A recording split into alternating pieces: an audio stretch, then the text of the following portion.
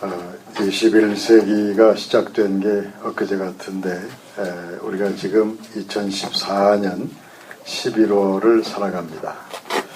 연세가 좀 드신 분들은 20세기에 태어나서 정신없이 살다가 자신도 모르는 사이에 21세기를 살게 되었을 겁니다. 오늘은 그 20세기에 대한 말씀을 드리면서 이 시간 시작하려고 합니다. 숫자로 따지면 1900년부터 1999년까지가 20세기입니다. 근데 실제 역사 흐름을 따져 말한다면 제1차 세계대전으로부터 구소련의 붕괴까지가 20세기라고 말씀드릴 수 있습니다. 1차 세계대전으로부터 고르바초프의 페레스트로이카까지를 20세기라고 생각하는 겁니다. 많은 역사가들은 20세기가 학살과 전쟁의 세기였다고 말합니다. 특히 서양 역사의 20세기는 가장 끔찍한 세기였다고 주장합니다. 물론 20세기의 긍정적인 점도 상당히 많습니다. 놀라운 과학적 진보가 있었고 여성들이 전통적인 억압에서 벗어난 것도 20세기에 일어난 일입니다. 그렇지만 20세기는 어느 시대보다 더 끔찍한 전쟁, 또 파괴, 살인의 시대였다고들 말합니다. 그래서인지 20세기를 일컬어서 과거가 파괴된 세기라고 말하는 경우가 있습니다. 과거가 파괴됐다니 그게 무슨 말인가 하면 과거의 경험이 현재를 살아가는 우리에게 별다른 영향을 주지 못한다는 의미입니다. 우리는 과거가 파괴되어 사라졌다고 말할 정도로 급격하게 변하는 세상을 살아가고 있다는 말씀입니다. 과거와 현재가 단절된 것처럼 보이는 이런 시대에 우리가 어떻게 살아야 할 것인가? 우리가 나아갈 길은 어떤 것인가? 우리가 나아갈 미래와 그 길에 대해서 이런 이야기가 전해집니다. 어느 젊은이가 커다란 나무로 우거진 숲길을 가다가 길을 잃었습니다. 정신을 차려서 길을 찾으려고 숲속을 열심히 헤매 다니는데 그런데 저편에서 어떤 노인이 숲을 헤치면서 이쪽으로 다가오고 있었습니다. 저 노인에게 길을 물으면 되겠구나. 노인들은 경험이 많고 또 이 근처에서 오래 살았다면 이 동네 길은 잘 알고 있겠다 생각하면서 노인에게 길을 물었습니다. 저는 길을 못 찾아서 한참을 헤맸는데 어느 길로 가야 합니까? 그랬더니 노인은 뜻밖의 이런 대답을 했습니다. 나도 길을 찾고 있는 중이요. 오래전부터 길을 찾으려고 애써 왔는데 나도 아직은 길을 찾지 못해서 내가 당신에게 분명히 한 가지 말해줄 수 있는 건 이것이요. 내가 조금 전까지 걸어온 저편에는 길이 없다는 것이요. 그러니까 젊은이가 걸어온 그쪽이나 노인이 걸어온 저쪽에나 길이 없다는 그 사실은 분명합니다. 그 편도 아니고 저 편도 아니고 다른 쪽에서 길을 찾아야 한다는 말씀입니다. 그 노인과 젊은이가 마음을 합해서 새로운 방향에서 길을 찾아야 하는 겁니다. 우리들 역시 마찬가지입니다. 앞서간 기성세대와 젊은 세대가 살아가는 방식이 너무 다르고 서로 간의 깊은 대화가 이루어지기 어렵습니다. 그렇지만 우리가 나아갈 새로운 길을 찾기 위해선 마음을 합하고 소통하는 일이 반드시 필요합니다. 이 시간에 저는 여러분들에게 우리가 마음을 합해서 찾아야 할 그 새로운 길에 대한 말씀을 드리려고 합니다. 우리나라 대한민국이 기독교 복음을 받아들이는 게 1800년대 일입니다. 로마 가톨릭은 1700년대 말에 그리고 개신교는 1800년대 말에 들어왔습니다. 세상 많은 나라들이 그 비슷한 시기에 복음을 전해받았습니다. 그런데 대부분의 나라에선 복음 전도가 잘 이루어지지 않았습니다. 그 시기에 복음을 받아들인 나라들 중에 기독교인이 1%를 넘어선 나라는 거의 없습니다. 근데 우리나라는 현재 20%에서 30% 정도가 기독교인인 것으로 알려져 있습니다. 개신교와 천주교를 합하면 인구의 절반 가까이가 기독교인이라고 주장하는 경우가 있습니다. 18, 19세기에 복음을 받아들인 나라들 중에 한국처럼 기독교가 부흥성장한 나라는 한국밖에 없습니다. 어떻게 그럴 수 있었을까? 그 질문에 여러 가지 대답을 합니다. 그 중에 아주 중요한 이런 대답이 있습니다. 그 당시 한국의 정신세계는 무주공산과 같았다는 겁니다. 이 나라의 정신세계를 이끌어갈 주도적인 가르침이 없었다는 의미입니다. 불교나 유교나 어떤 가르침도 이 나라 백성들에게 희망을 주지 못하고 있었다는 말씀입니다. 이 나라 정신세계에 올바른 길이 없다는 사실을 깨달은 그 다산 정약용 같은 학자들이 새로운 길을 찾으려고 애쓰고 있었습니다. 그런 과정에서 전통적인 동양의 학문이 아닌 서양 학문에 관심을 가지게 된 것이고, 그래서 신학이나 서학에 관심을 기울이게 된 겁니다. 서학을 추구하는 맥락에서 접하게 된 것이 천주학, 천주교였습니다. 이 나라를 위한 새로운 길이라는 차원에서 천주교가 받아들여진 겁니다. 천주교도 성부, 성자, 성령 하나님과 예수 그리스도를 믿는 그리스도교입니다. 그런데 하나님 말씀을 중시하는 진정한 새로운 길은 종교개혁의 기독교입니다. 우리는 성경적인 기독교에서 새로운 길을 찾아야 했다는 말씀입니다. 그런데 요즘 한국의 기독교인들은 전반적으로 좀 지쳐 있습니다. 그들이 살아가는 삶의 방식이 진리의 길처럼 보이지 않는 겁니다. 그래서 변화와 개혁을 외치면서 새로운 길을 찾으려 하지만 뚜렷한 길을 찾을 수 없는 게 요즘 교회의 전반적 형편입니다. 그러면 우리가 어떻게 해야 할 것인가? 우리는 어떻게 새로운 올바른 길을 찾을 것인가? 요한복음 14장 6절을 통해서 예수님께서는 내가 곧 길이요 진리요 생명이라 말씀하십니다. 예수님은 우리에게 길이 되십니다. 그래서 우리가 예수를 믿고 예수의 이름으로 기도하고 또 찬양하고 예배를 드립니다. 그런데 우리는 별다른 길을 찾지 못한 듯합니다. 언젠가 한때는 우리도 참된 길을 찾은 듯 했는데 지금은 다시 잃어버린 듯합니다. 그럼 우리가 어떻게 다시 그 길을 찾을 것인가? 구슬이 서말이라도 꿰어야 보배라고 했습니다. 세상 사람들이 보석이라고 말하는 구슬도 하나하나 꿰어서 목걸이를 만들고 나의 것으로 만들어야만 보석으로서 가치가 있다는 말씀입니다. 내가 곧 길이요 진리요 생명이라는 말씀이 구체적인 나를 위한 말씀이 되려면 그 말씀이 내 마음 안으로 들어와서 내 마음이 살아나야 될 것이고, 그 말씀으로 인한 변화와 신앙이 일어나야만 합니다.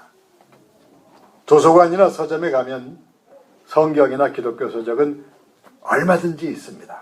그런데 도서관이나 서점에 성경책이 많다고 해서 나에게서 새로운 일이 일어나지는 않습니다. 많은 책이나 많은 설교가 우리를 변화시키는 건 아닙니다. 한 권의 책이라도 한 편의 설교라도 내가 마음을 열어서 받아들이는 거기서부터 새로운 변화의 가능성이 생겨나는 것입니다. 하나님을 향해서 마음을 여는 변화, 그것을 일컬어서 거듭남이라고 합니다. 요한복음 3장 3절을 통해서 예수님께서는 니고데모에게 사람이 거듭나지 아니하면 하나님 나라를 볼 수 없느니라고 말씀하셨습니다. 성령으로 인하여 새롭게 다시 태어나지 않으면 하나님의 나라를 볼 수 없다고 말씀하신 겁니다. 성령으로 인하여 내 마음에서 어떤 변화가 일어나야 성경 말씀이 하나님의 말씀으로 보이기 시작합니다. 성령으로 인한 마음의 변화가 일어나야만 예배 시간의 설교가 하나님 말씀으로 들려오게 됩니다. 그러한 성령의 역사, 그러한 변화를 통해서 우리는 하나님께서 원하시는 새로운 길을 찾게 되는 겁니다. 한동안 한국 교회에는 성령 운동을 하는 사람들이 많았습니다. 성령의 은사를 구하는 집회도 많았습니다. 그런데 요즘은 성령 운동이나 은사에 대한 열기가 많이 시들해졌습니다. 성령을 체험하면 마음이 변화되어서 새로운 길을 찾게 된다고 했는데, 근데 왜 한국교회와 성도들에게서 성령 운동이 시들해지는 것인가? 그 답은 그렇게 어려운 답은 아닙니다. 요한복음 15장 26절을 통해서 예수님께서는 성령이 오시면 그가 나를 증거하실 것이라고 말씀하셨습니다. 요한복음 16장 13절을 통해서 예수님께서는 성령이 오시면 그가 너희를 진리 가운데로 인도하실 것이라고 말씀하셨습니다. 성령이 임하시면 우리가 하나님께서 기뻐하시는 진리의 길을 걷게 된다는 의미에서 우리는 새로운 길을 걷게 되는 겁니다. 인간의 본성과 욕망을 쫓던 죄인이 성령으로 거듭난 후에 하나님께서 기뻐하시는 새로운 길을 걷게 된다는 말씀입니다. 그런데 한국교회의 많은 목회자와 성도들은 열심히 기도하면서 성령의 충만을 구했지만 하나님의 새로운 길보다는 내 인생의 어려움을 해결하는 일에 집착해 있었습니다. 신앙생활의 처음 단계에서 하나님과 만남의 과정에서 어려운 문제가 해결되는 신앙 체험이 주어질 수 있습니다. 그런데 문제 해결과 삶의 축복에서 더 이상 앞으로 나가지 못한 것이 결정적인 문제였다고 생각이 됩니다. 하나님께서는 우리가 마음과 눈을 들어서 하나님을 바라보게 하시려고 성령의 체험을 허락하셨습니다. 근데 우리는 잠시 눈을 들어서 하나님을 바라보다가 금방 세상과 현실의 삶으로 관심을 돌이키고 말았습니다. 놀라운 신앙 체험을 하는 동안에는 믿음의 새로운 길을 걸어갈 것처럼 고백하고 결단했습니다. 근데 이런저런 문제가 해결되고 축복을 경험한 다음에는 금방 옛 길로, 세상과 현실의 길로 돌아서고 만 것입니다. 고린도전서 2장 10절 말씀은 성령은 하나님의 깊은 것까지도 통달하신다고 합니다. 하나님의 깊은 것, 그 새로운 길에 대하여 구체적인 말씀을 드리면서 이제 이 시간 결론으로 들어갈까 합니다. 예수님의 사도들은 하나님의 새로운 길을 걷기 위해서 부름받은 사람들입니다. 그렇다면 그 사도들이 걸어간 길이 어떤 길인지 그 길을 처음부터 마지막까지 추적해 볼 필요가 있습니다. 사도행전 첫 부분에는 예루살렘 근처 감람산에서 예수님께서 하늘에 오르신 승천하신 말씀이 나옵니다. 승천하시기 직전에 예수님께서 말씀하시기를 성령이 임하시면 너희가 하나님의 권능을 받게 될 것이요 그렇게 되면 너희가 예루살렘과 유대와 사마리아를 넘어서 땅끝을 향하여 복음을 전하게 될 것이라고 말씀하셨습니다. 그러니까 하늘에 오르시기 직전에 예수님께서는 제자들이 나아갈 길의 방향을 분명히 하셨습니다. 성령의 능력에 힘입어서 예루살렘으로부터 땅끝을 향해서 나아가는 겁니다. 그것이 사도들이 나아갈 길의 방향이었습니다. 그런데 그 말씀, 그 명령이 어떻게 되었는가? 사도 바울이 많은 고난 끝에 죄수로서 로마에 도착했을 때 사도행전 28장 14절은 이렇게 전하고 있습니다. 우리는 이와 같이 로마로 가니라. 마침내 우리는 로마로 오게 되었다. 예수 그리스도의 사도들은 이렇게 해서 로마에까지 오게 되었다는 말씀입니다. 당시 온 세상의 중심인 로마에까지 복음을 들고 갔으니 이젠 그 로마에서부터 온 세상을 향해서 복음이 전파될 겁니다. 그러니까 복음의 증인으로서 로마에까지 간 사도 바울은 사도들을 대표해서 예수님의 명령을 수행한 것이라고 말씀드릴 수 있습니다. 많은 고난과 역경을 거쳐서 사도 바울은 마침내 로마에 도착한 셈입니다. 사도 바울은 죄수로서 로마에 도착했고 로마에서 그는 감옥이 아닌 어느 집의 연금 상태로 살게 되었습니다. 그 상황에서 그는 로마에 사는 유대인들을 그 집으로 불러 모았습니다. 그리고 유대인들을 향해서 이런 설교를 했습니다. 사도행전 28장 20절 이렇게 전하고 있습니다. 이스라엘의 소망으로 말미암아 내가 이 쇠사슬에 매인 바 되었노라. 이스라엘의 소망 되신 예수 그리스도로 말미암아 땅끝까지 복음을 전하라는 주님의 명령으로 말미암아 나는 쇠사슬에 묶인 죄인이 되었노라. 복음 전도의 사명 때문에 이스라엘의 미래와 소망 때문에 그는 사슬에 묶여서 로마로 가게 되었습니다. 그러니까 사슬에 묶인 그는 사실은 복음의 사명에 묶인 것이요, 복음이 가리키는 미래와 소망에 묶인 것입니다. 사도 바울은 하나님의 쇠사슬에 묶여서 로마로 간 것입니다. 우리 시대의 많은 기독교인들은 사도 바울 같은 그런 쇠사슬에 묶인 게 아닙니다. 많은 성도들은, 우리들은 세상 삶에 그 사슬에 묶여서 살아갑니다. 믿음과 소망보다는 미래에 대한, 또 삶에 대한 염려, 불안, 그런 사슬에 묶여서 살아갑니다. 겉으로는 상당히 자유롭습니다. 상대적인 부족함이 당연히 있겠지만 지구상의 어려운 나라들을 생각하면 우리는 상당히 풍요롭게 살아갑니다. 교회도 참 많습니다. 기독교 서적도 성경책도 얼마든지 있습니다. 근데 우리 영혼은 어느 때보다 빈곤하고 곤고합니다. 찬양을 하는데, 기도를 하긴 하는데 왜 이 믿음의 감격이 없는지, 내 영혼이 왜 이렇게 무감각하게 됐는지, 왜 이렇게 되고 말았는지, 이제 그에 대한 대답을 간단히 드리면서 이 시간을 마치려고 합니다. 훌륭한 어머니는 자식들에게 꼭 묶여있는 그런 어머니입니다.